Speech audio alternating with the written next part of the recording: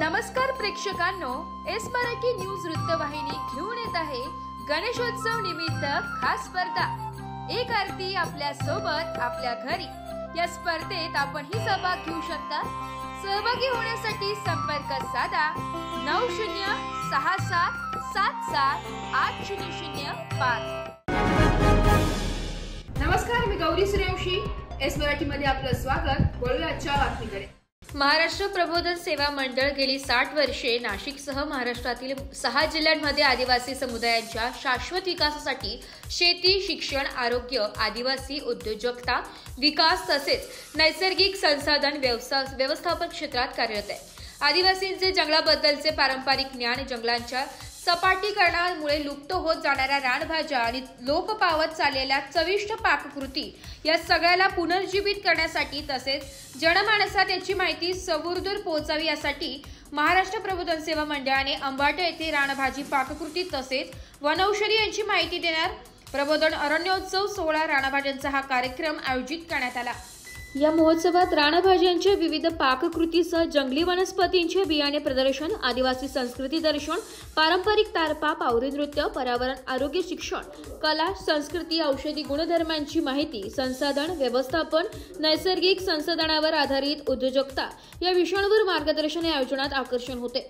यावेळी उपवनसंरक्षक उमेश वाघ यांनी जंगल आणि आदिवासी यांच्यातील परस्पर संबंधांचे वर्णन, वन आणि आदिवासी यांचे पिढ्यानपिढ्यांचे नाते आहे। आदिवासी बांधवांनी हे जंगल राखले, आपण हे समजून घेतले पाहिजे की वनसंपदा ही एक नष्ट होणारी गोष्ट आहे आणि म्हणूनच निसर्गाच्या या देणगीचे संवर्धन गरजेचे आहे। रानमेवा आणि रानभाज्या यांना शहरात प्रचंड मागणी आहे, पण भाज्या आणि विक्री यांचे व्यवस्थित व्यवस्थापन करणे आवश्यक आहे, जेणेकरून जंगल आणि उपजीविका दोन्ही सुरक्षित राहतील।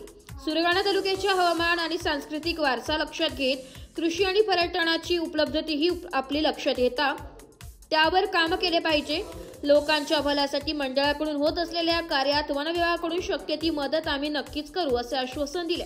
प्रबोधन सेवा मंडळाचे कार्यकारी संचालक फादर कॅलिस्टस यांनी तालुक्यातील मंडळाच्या कामाबद्दल उपस्थाना माहिती देत मंडळ गेली अनेक दशके परिसरात शिक्षण, पाणी प्रश्न, शाश्वत शेती यावर काम करीत आहे। सध्या आपण 10 ग्रामपंचायत मधील महिलांसोबत वन आणि जैवविविधता संवर्धन, नैसर्गिक संसाधनांचे व्यवस्थापन आणि शाश्वत उद्योजकता विकासावर काम करीत आहे।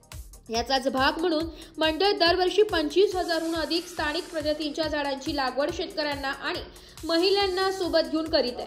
आपण नेहमीचे लक्षात ठेवले पाहिजे की मी निसर्गाचा आहे आणि निसर्ग माझा आहे। आपुलकी आणि आदरणेच आपण आपला निसर्ग वाचू शकतो या शब्दात कार्यक्रमाचे ध्येय लोकांसमोर मांडले। वेगवेगळ्या रानभाज्या, त्यांच्या पाककृती यांसोबत त्यांचा औषधी उपयोग उपस्थान पुढे मांडले। या महोत्सवात मंडळाचा सर्व कर्मचारी वर्ग तसेच सुमारे 250 महिला आणि 150 विद्यार्थ्यांसह सुमारे 450 पाहुण्यांनी हजेरी लावली।